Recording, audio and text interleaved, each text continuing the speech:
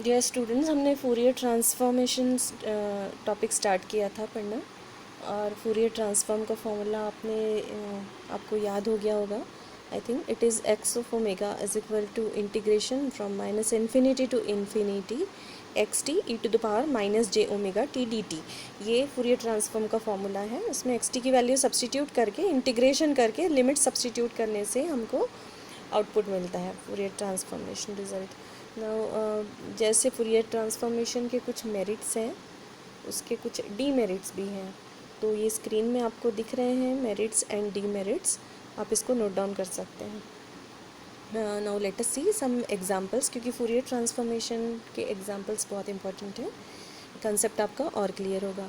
So there is a signal that is E to the power minus A mod T, S G N T signum function is there. X T की value आपने देखी screen पर, x T की value आपको दिखाई दे रही है। X T is equal to E to the power minus A mod T S G N T, signum t. Now we already know that what is our signum function. Signum function is just like this is our signum function.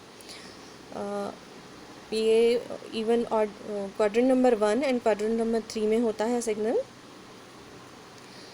And so if we want to integrate, define this mathematically, जो signum function आपने देखा, इसका multiplication E to the power minus A T से हुआ है, तो इसको यदि हम एक्सप्लेन करें या रिप्रेजेंट करें मैथमेटिकली, तो how it can be done.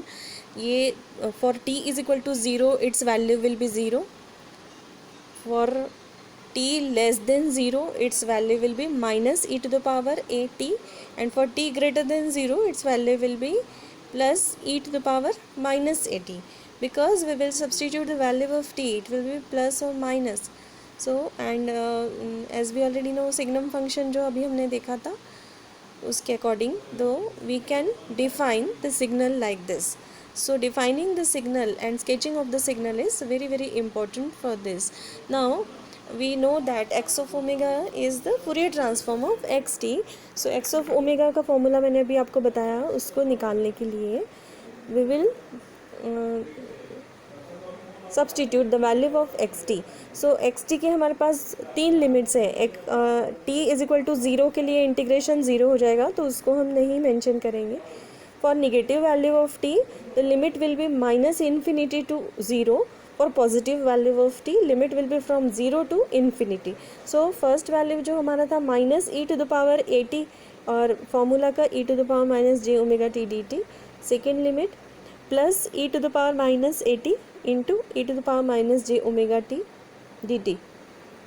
सो इसको हम जब कंबाइन करते हैं तो we will be getting this minus of minus infinity to 0 integration e to the power minus a minus J omega t t t into e to the power minus J omega t plus 0 to infinity e to the power minus a plus 6 j omega T D t E to the power minus J omega T D T. 6 नहीं आएगा, ए plus j omega है, 6 mistake है book में. So here इसका integration जब हम perform करेंगे तो वैल्यू क्या आ जाएगी, e to the power a t का integration is e to the power a t upon a होता है. उसी फॉर्मूला को अप्लाई करके हमने ये इंटीग्रेशन लिखा, एंड लिमिट्स अप्लाई करने के बाद we get 1 upon a minus J omega plus 1 upon a plus j omega. तो इसका एडिशन करेंगे हम, we will be getting minus j two omega upon a square plus omega square. So the Fourier transform of the given signal x T is equal to this. And इसमें हम ये signal को हम observe करें तो we can see that this is the imaginary function of omega. Omega is the variable and minus j से multiplication हुआ है, तो ये कॉम्प्लेक्स इमेजिनरी पार्ट है. So x of minus omega कितना हो जाएगा, इसको minus j two minus omega upon a square plus minus omega square, ये जो हमने बनाया, this x of minus omega will be equal to minus x of omega. It is an odd function of omega. Signum function is the odd function, and it is proved that if xt is real and odd, then x omega is pure imaginary and odd. तो इसका phase of x omega is 90 degree for all the omega less than 0 and -90 degree for omega greater than 0। Omega की value आप substitute करेंगे तो मिलेगा आपको, and amplitude part is x of omega, mod of x of omega is 2 omega upon a square plus omega square. Next question is find the magnitude and phase spectrum of the pulse. Now this is the signal that is given. So from this signal we can see that xt को mathematically यदि हम represent कर रहे हैं a 0 और -t के बीच में एम्पलीट्यूड इज़ a, आप क्वाड्रेंट नंबर 2 में देख सकते हैं, एंड -a होगा 0 और t के बीच में amplitude is -a, this you can see, and at t is equal to 0 बाकी सब जगह इसकी वैल्यू 0 होगी। अब हमको इसको फूरियर ट्रांसफॉर्म फार्मूला में सब्सटीट्यूट करना है। So f of x t that is -infinity to infinity x T E to the power minus J omega T D T, ये हमारा फूरियर ट्रांसफॉर्म का फार्मूला है। Now we will substitute and we will apply the limit जो कि हमारे को function में दिया हुआ। So -infinity to 0 integration x T E to the power minus J omega t, and जो दूसरा लिमिट -a के लिए 0 to infinity x T E to the power minus J omega T D t, इन दोनों की value हम substitute करेंगे। एक वैल्यू हमारी a है -इन्फिनिटी से 0 के लिए, और दूसरा वैल्यू -a है for 0 to infinity.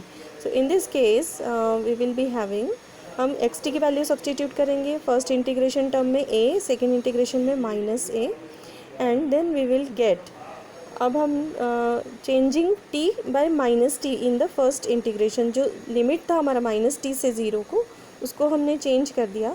So we will be getting it like 0 to t integration a into e to the power minus J omega t, और सेकेंड वाला जो माइनस था इंटीग्रेशन 0 टू t, उसको वो भी प्लस हो गया।